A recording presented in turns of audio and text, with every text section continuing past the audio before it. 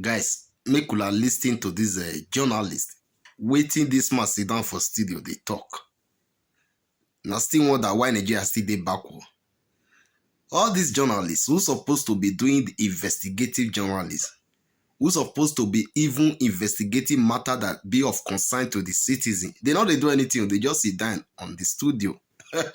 Someone who is not even a police, who is not even a journalist, that one is doing their work. Instead of them to applaud him, acknowledge him, all of them, they sit down for studio there. Because those ones, they don't even get content too. They don't get news.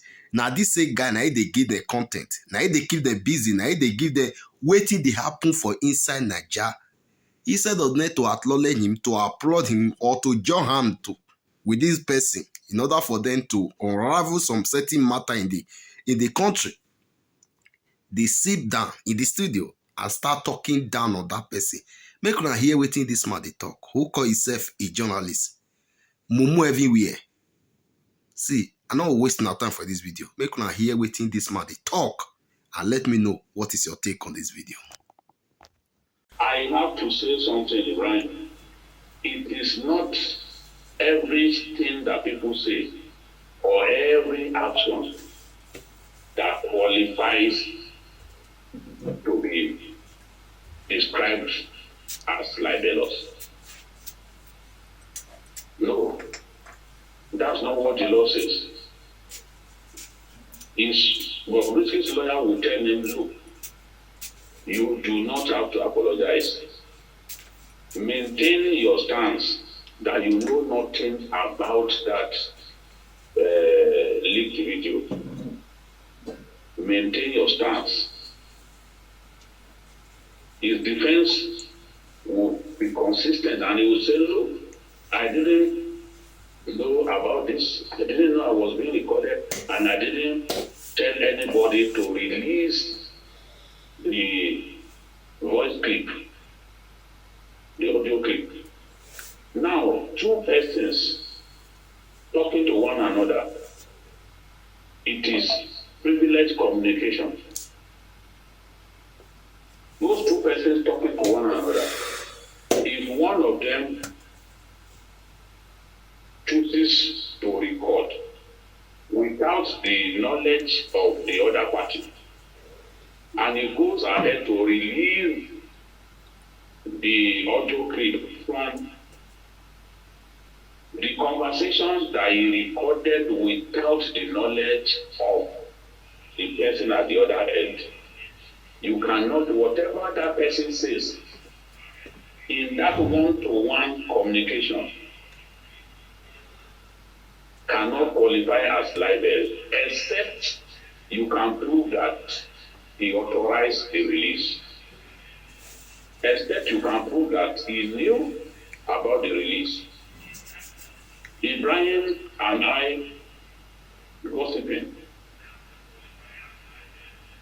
or Abufe and I gossiping about the president, just two of us talking,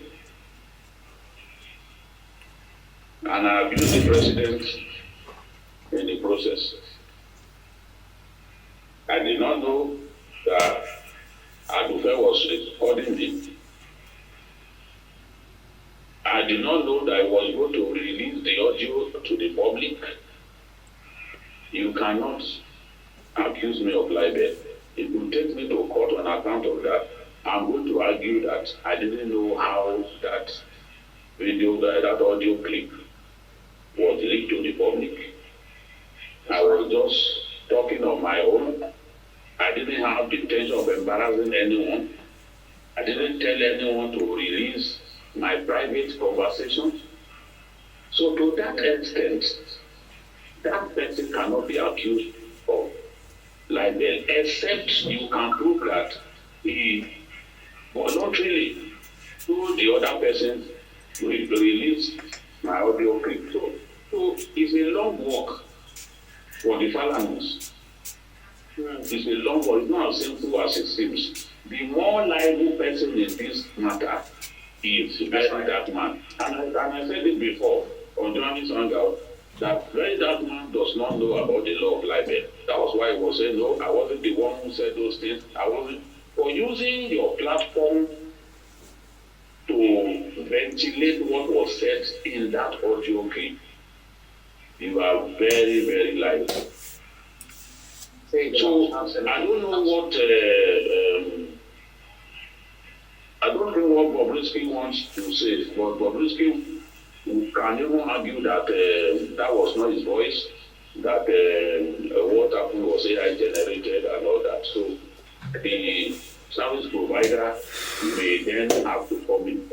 I can tell you it's very difficult to get the service provider to come in matters like this, but they also know that communication is by nature private.